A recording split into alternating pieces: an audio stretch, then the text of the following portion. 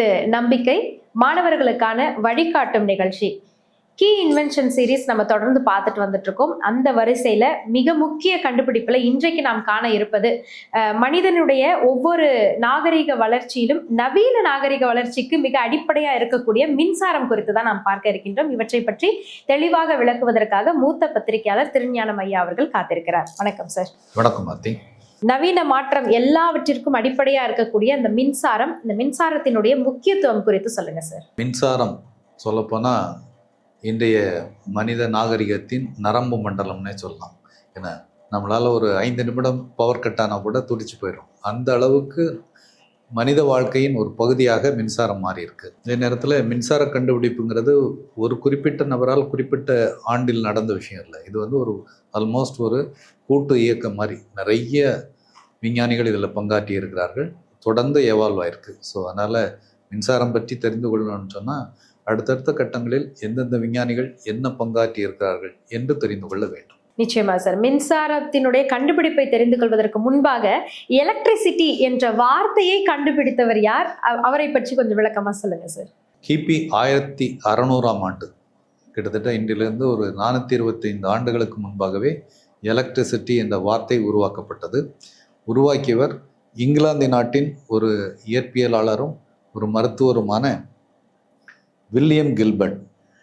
1600ஆம் ஆண்டு இந்த வார்த்தையை முதலாக பயன்படுத்துகிறார். வில்லியம் கில்பர்ட் ஆம்பர் கல் என்று அழைக்கப்படக்கூடிய மின்காந்த கல்லோடு துணியை உரசும் போது ஏற்படக்கூடிய விசையை பற்றி ஆராய்ச்சி பண்ணார். ஆம்பர் கல் அல்லது மின்காந்த கல் லத்தீன் மொழியில் எலக்ட்ரிகஸ் என்று அழைக்கப்படுகிறது. ஸோ அதை பேஸாக வச்சு தான் அவர் எலக்ட்ரிசிட்டி என்ற வார்த்தையை உருவாக்குறாரு. வில்லியம் கில்பர்ட் இன்னொரு முக்கியமான விஷயத்தை அறிவிக்கிறாரு.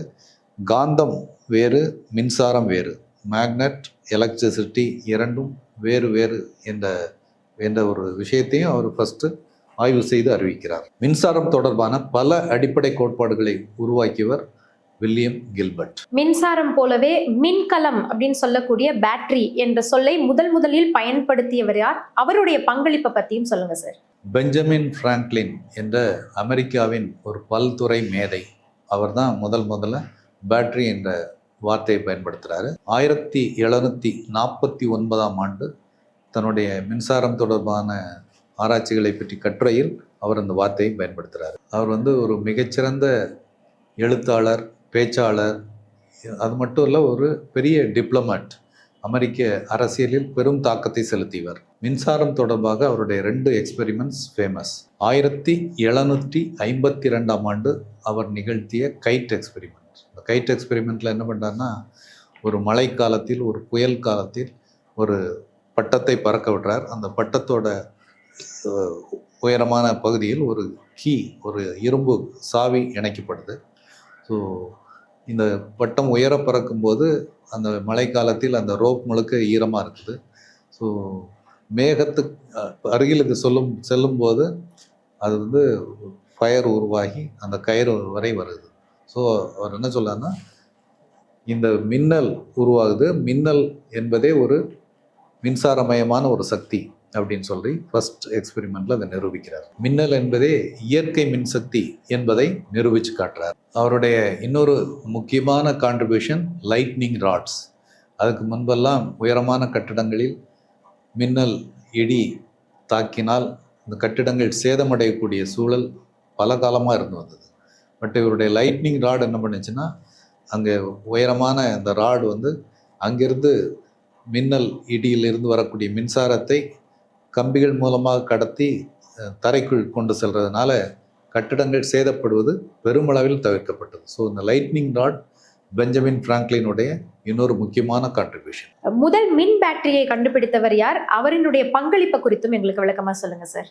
முதல் மின் பேட்டரியை உருவாக்கியவர் அலெக்சாண்ட்ரோ வோல்டா அப்படிங்கிற ஒரு இத்தாலிய இயற்பியலாளர். 1800ஆம் ஆண்டு இந்த முதல் மின் பேட்டரியை உருவாக்குறாரு. அந்த மின் பேட்டரிக்கு பேர் வோல்டாயிக் பைல். வோல்டாயிக் பைலுங்கிறது எப்படி இருந்ததுன்னு சொன்னால், துத்தநாகம் தகடு, டின் தகடு, இந்த ரெண்டுக்கும் இடையில் ஒரு லெதர் பேக்கில் சால்ட் வாட்டர், இந்த மாதிரி இந்த 3 அமைப்புகளை அடுத்தடுத்து நிறுவுறது தான் இதனுடைய பேஸ் ஸ்ட்ரக்சர். துத்தநாகம் அண்ட் டின் இது உப்பு நீரோடு கலந்து ஒரு மின்சக்தியை உருவாக்குறத அவர் வந்து அந்த ஸ்ட்ரக்சரில் கொண்டு வந்தார்.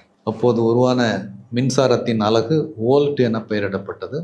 ஸோ வோல்ட் என்பது இந்த வோல்ட்டாவுடைய கான்ட்ரிபியூஷனுக்காக வந்த பெயர். இன்று வரை மின்சார அலகுகளை அளப்பதற்கு வோல்ட் என்ற பெயர் பயன்படுத்தப்படுது. ஸோ முதல் முறையாக ஒரு நிலையான தொடர்ச்சியான மின்னோட்டத்தை, டைரக்ட் கரண்ட், டிசி கரண்ட்டை உருவாக்குனது வோல்ட்டா. இன்றைய பேட்டரிகள் அனைத்துக்கும் அடிப்படையாக அமைந்தது வோல்ட்டா உருவாக்கிய வோல்டாயிக் பைல் என்ற ஆரம்பகால பேட்டரி தான். இதே போல முதல் மின்சார மோட்டாரை உருவாக்கியது யார்? மின்சார துறையில இவருடைய பங்களிப்பு என்ன சார்? முதல் ஆரம்ப வடிவ மோட்டாரை உருவாக்கியவர் மைக்கேல் ஃபாரடே. 1821ஆம் ஆண்டு அந்த முதல் மோட்டார், பிரிமிட்டிவ் மோட்டாரை உருவாக்குறாரு. அந்த ஸ்ட்ரக்சர் எப்படி இருந்ததுன்னு சொன்னால், ஒரு பாதரச குளத்தில் ஒரு காந்தம் வைக்கப்பட்டது. ஒரு கம்பி மின்னோட்டத்துடன் இணைக்கப்பட்டு காந்தத்தை சுற்றி சுதந்திரமாக நகர முடியும் வகையில் தொங்கவிடப்பட்டது. மின்னோட்டம் செலுத்தப்படும் போது அந்த கம்பி காந்தப்புலத்தின் செல்வாக்கால் சுழலத் தொடங்கியது. இந்த சுழற்சி மின்சார ஆற்றலை இயந்திர இயக்கமாக மாற்றியது. இது முதல் மின்சார மோட்டாரின் ஆரம்ப வடிவமாக இருந்தது. முதல் மின்சார மோட்டாரை உருவாக்கிய மைக்கேல் ஃபாரடேயின் பங்கு மின்சாரத்துறையில் மிக மிக முக்கியமானது. மின்னோட்டத்தை துல்லியமாக அளவிடும் கருவி எது சார்? அதை கண்டுபிடித்தவர் யார்? மின்னோட்டத்தை துல்லியமாக அளவிடும் கருவி கால்வனோமீட்டர். இதை கண்டுபிடித்தவர் ஒரு பிரெஞ்சு சயின்டிஸ்ட் ஆண்ட்ரே மேரி ஆம்பியர். இவர் தான் மின்காந்தவியல் துறையின் அடித்தளங்களை உருவாக்கியவர். ஆம்பியர்ஸ் லா என்று சொல்லப்படக்கூடிய ஆம்பியர் விதி, இதுதான் இன்றைக்கும் டிரான்ஸ்ஃபார்மர்ஸ், ஜெனரேட்டர்ஸ் இவற்றை உருவாக்குறதுக்கான பேஸாக இருக்குது. ஸோ இவருடைய கான்ட்ரிபியூஷன்ஸை அங்கீகரிக்கும் வகையில் மின்னோட்டத்தின் எஸ்ஐ அலகு ஆம்பியர் என்று அழைக்கப்படுகிறது. இந்த மின்சாரத்தினுடைய வெகுஜன பயன்பாட்டை சாத்தியமாக்கியவர் யார்? மின்சாரத்துறையில் இவருடைய பங்களிப்பு என்ன சார்? இதுவரை பல்வேறு விஞ்ஞானிகள் பற்றி பார்த்தோம். அவங்களுடைய ஆராய்ச்சிகள், அவர்கள் உருவாக்கிய கருவிகள்லாம் ஒரு தனிப்பட்ட செல்வாக்காக தான் இருந்தது, அல்லது சயின்டிஸ்ட் மத்தியில் பெரும் பேசுபொருளாக்கிச்சு. ஆனால் வெகுமக்கள் இடையில் ஒரு பாப்புலரான கண்டுபிடிப்புன்னு சொன்னால் ஃபர்ஸ்ட் டைம் எலக்ட்ரிக் பல்பு தான். அதை கண்டுபிடித்த தாமஸ் ஆல்வா எடிசன் தான் இதில் ஒரு மேஜர் கான்ட்ரிபியூஷன்ஸ் கொடுத்தாரு. 1879ஆம் ஆண்டு ஃபர்ஸ்ட் டைம் பொதுமக்கள் மத்தியில் தன்னுடைய மின்சார விளக்கை டெமோ பண்ணி நிரூபித்தார். ஒரு பெரும் எதிர்பார்ப்பு உலகமெங்க உருவாச்சு. அவர் வந்து மின்சார விளக்கை கண்டுபிடித்ததோடு நிறுத்தவில்லை, அதற்கான மின்சார அமைப்புகளை உருவாக்குவதிலும் பெரும் பங்களிப்பு செலுத்தினார்.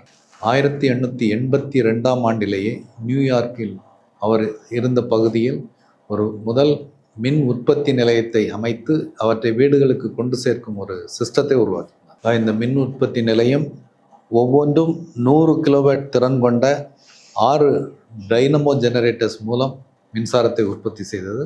அவற்றை அந்த பகுதியில் உள்ள வீடுகளுக்கெல்லாம் அவர் கொண்டு சென்றார். எடிசன் உருவாக்கியது அடிப்படையில் நேர் மின்னோட்டம், டிசி கரண்ட் என்று சொல்லக்கூடியது. ஸோ எடிசனுடைய எலக்ட்ரிக் பல்ப் கண்டுபிடிப்பும் சரி, இந்த முதல் மின்சார உற்பத்தி மையம், விநியோக மையத்தை உருவாக்கியதும் சரி, வெகுமக்கள் பயன்பாட்டுக்கு மின்சாரம் வருவதற்கு ஒரு பேஸாக இருந்தது. அது ஒரு ரெவல்யூஷனாகவே மாறிச்சு, உலகெங்கும் பரவிச்சு. மின்சாரத்தினுடைய கண்டுபிடிப்புகளை பற்றி வரிசையாக பார்த்துட்டு வந்துட்டு இருக்கோம். அந்த வரிசையில் ஏசி மோட்டார், மின்மாற்றி அப்படின்னு சொல்லக்கூடிய டிரான்ஸ்ஃபார்மர், இதனை கண்டுபிடித்தவர் யார்?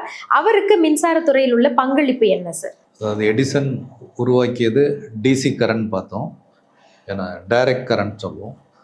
ஏன்னா அதுக்கு மாற்றாக ஏசி கரண்ட், ஆல்டர்னேட் கரண்ட் அப்படிங்கிற உருவாக்கியவர் நிக்கோலா டெஸ்லா. இந்த ஏசி கரண்ட்டோடைய ஒரு அட்வான்டேஜ் வந்து நீண்ட தூரத்துக்கு மின்சாரத்தை கொண்டு செல்றதுக்கு ஒரு ரைட் மெத்தட். அதே போல் நீண்ட தூரம் மின்சாரத்தை எடுத்து சொல்லும்போது அந்தந்த பகுதிகளில் மாற்றி எடுத்து செல்வதற்கான டிரான்ஸ்ஃபார்மர்ஸ், மின் மாற்றி உருவாக்குறதுலையும் டெஸ்லா ஒரு பெரிய பங்களிப்பை செய்தார். கரண்ட் வார், மின்சார போர் என்பது யார் யாருக்கு இடையே நடைபெற்றது? இதில் யார் வெற்றி பெற்றார் சார்? மின்சாரம் வெகுஜன பயன்பாட்டுக்கு வந்த காலகட்டத்தில், 19ஆம் நூற்றாண்டின் இறுதி காலத்தில் நடந்த ஒரு போர் தான் கரண்ட் வார்னு சொல்கிறோம். இது வந்து எது சிறந்தது, ஏசி கரண்ட்டா டிசி கரண்ட்டா, இதுதான் இந்த போரின் அடிப்படை. ஸோ டிசி கரண்ட் தரப்பில் எடிசன் தலைமை தாங்கினார், ஏசி கரண்ட் தரப்பில் டெஸ்லா தலைமை தாங்கினார். என என்னென்னா இந்த போரின் முடிவில் ஏசி கரண்ட் தான் ஜெயிச்சது. எந்த வகையிலன்னு சொன்னால், நீண்ட தூரத்துக்கு கரண்ட்டை எடுத்து செய்கிறதுக்கு, மின்சாரத்தை கொண்டு செல்றதுக்கு ஸோ ஏசி கரண்ட் ஒரு பெஸ்ட்டு சிஸ்டமாக இருந்தது. எடிசன் தரப்பு டிசி கரண்ட் இன்றைக்கும் இருக்குது, பட் மிக குறைந்த பயன்பாடு தான் இருக்குது. ஸோ நீண்ட தூரத்துக்கு கொண்டு சென்றால் மின் இழப்பு அதில் அதிகமாக வருது. பட் இந்த கரண்ட் வாரில் என்ன நடந்ததுன்னு சொன்னால், நிறைய அவங்க சைக்கலாஜிக்கலாக தங்கள் தரப்பு தான் ஜெயிக்கணும் அப்படிங்கிறதுக்காக பல பிரச்சாரங்களில் ஈடுபட்டாங்க.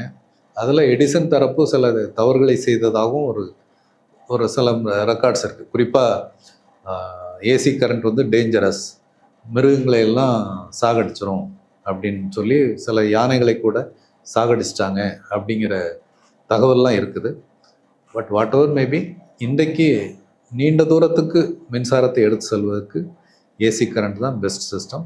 டிசி கரண்ட் இன்றைக்கும் பயன்பாட்டில் இருக்குன்னா மிக குறைவான அளவில் 95% ஏசி கரண்ட்னா 5% டிசி கரண்ட். குறிப்பாக நம்முடைய லேப்டாப், டேப்ஸ், ஈவன் மொபைல் இதில் இருக்கக்கூடிய சின்ன சின்ன மோட்டார்களுக்கெல்லாம் டிசி கரண்ட் பெஸ்ட்.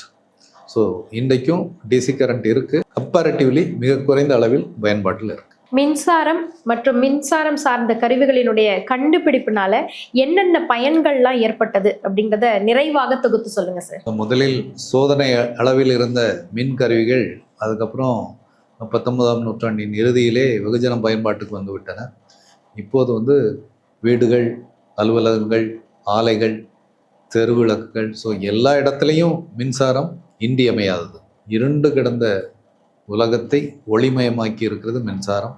அது மட்டும் இல்லை, அனைத்து மனித செயல்பாடுகளுக்கும், முக்கியமான செயல்பாடுகள் அனைத்துக்குமே மின்சாரம் இன்றியமையாதான் இருக்குது. நீர்மின் நிலையங்கள், அணுமின் நிலையங்கள், இன்னும் அனல் மின் நிலையங்கள், இது போன்ற பல்வேறு பிரம்மாண்டமான மின்சக்தி நிலையங்கள் உருவாக்கப்பட்டிருக்கு. ஒரு பெரிய அளவில் மின்சார ஸ்ட்ரக்சர் உருவாக்கப்பட்டிருக்கு. இன்றைக்கு சொல்லப்போனால் உலகத்தின் நரம்பு மண்டலம் போல் இந்த மின்சார ஸ்ட்ரக்சர் இருக்குது. ஸோ மின்சக்தி இல்லாத மனித வாழ்க்கை சாத்தியமில்லை என்ற ஒரு நிலை உருவாகியிருக்கு. மிக முக்கியமான அவசியமான மின்சாரம் குறித்த பல தகவல்களை எங்களுக்கு ரொம்ப எளிமையாக எடுத்து சொன்னீங்க சார். மிக்க நன்றி. நன்றி ஆர்த்தி.